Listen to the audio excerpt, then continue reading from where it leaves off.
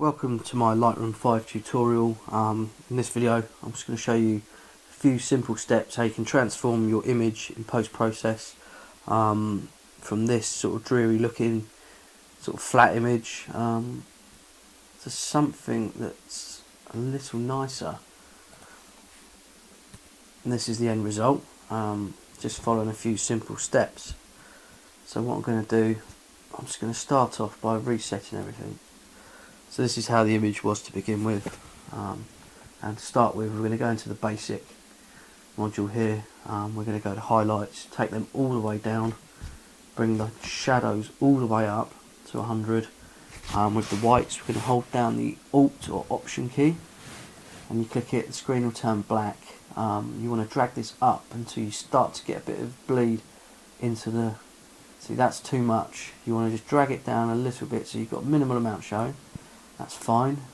Same with the blacks, you hit the Alt or Option key and the screen will turn white, but you want to drag this down again until you start to see a little bit of bleeding into the white, and you want to take this down a bit further than you would do with the whites. Something like that should be fine. That's okay. Next what we're going to do is add a bit of clarity, not too much, maybe sort of around 25 to 30 should be okay. The vibrance, we'll pump that up to about 15, maybe a little bit more, not as far as 20, just drag that down. 17 is fine. Saturation again, just up a little bit to boost those colours, and that's pretty much all we want to do with this. Maybe add a little bit of contrast. Again, not too much on the contrast, and that's starting to look okay. It's bringing out the colours in the boats and whatnot down here. So the next thing we want to do is we want to go into the HSL module, click on the saturation. What we're going to do is we want to boost the colour of the sky and maybe boost the colour of the detail in the boats a little bit. So selectively coloured, we want to boost the blues, so you just nudge that up in saturation a bit, and maybe give it a little bit more. Okay, that's about fine, and maybe just like the yellows and the oranges to bring out the buildings slightly. So again we'll just go up to about 6 or 7, should be fine with the yellow and the orange. So there you go, it just brings out a bit of colour in the buildings there, so that's okay. Next thing, click on the Luminance tab up here. Just bring the blue down so it gives the blue a bit more of a darker, richer blue. Again, that's probably about right, maybe a little bit less, at about 30. Again, these are all just rough.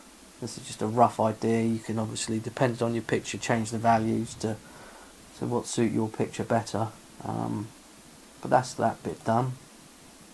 Next thing to do is go into detail, and again a rough, which is kind of a good balance. You want to put the sharpening up to between sort of 60 and 70, and then luminance, noise reduction, you want to push up between 30 and 40. Again, it's just rough, just gives it that nice sort of sharper detail in the buildings that you can see there.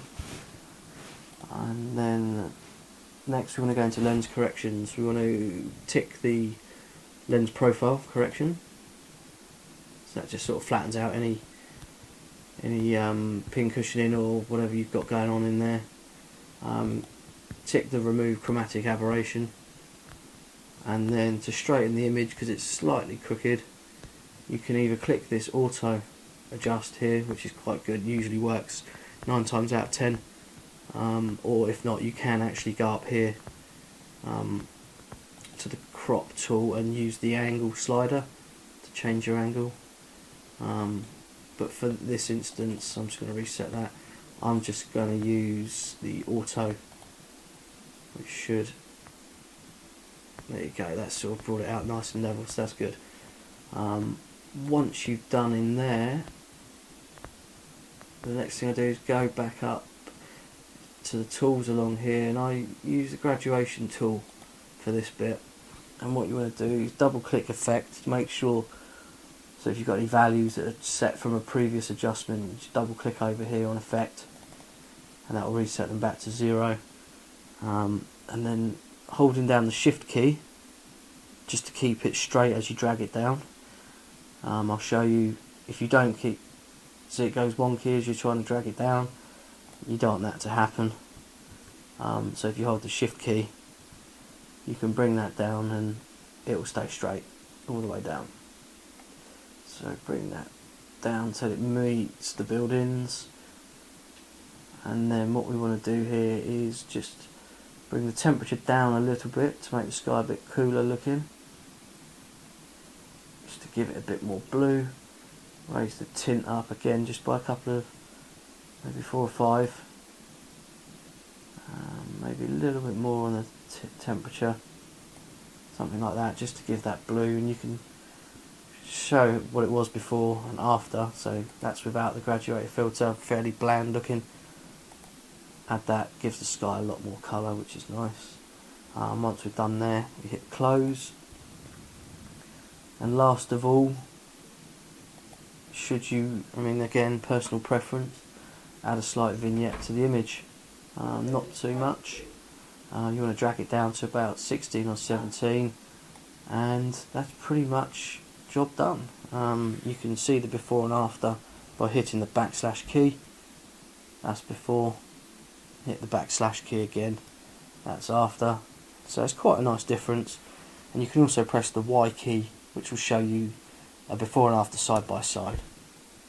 So yeah, that's pretty much it. As I say, it's a fairly simple, straightforward fix. Again, it is only rough. It won't work for every image. You'll have to tweak it to your own photo. But that's it. I hope you enjoyed it.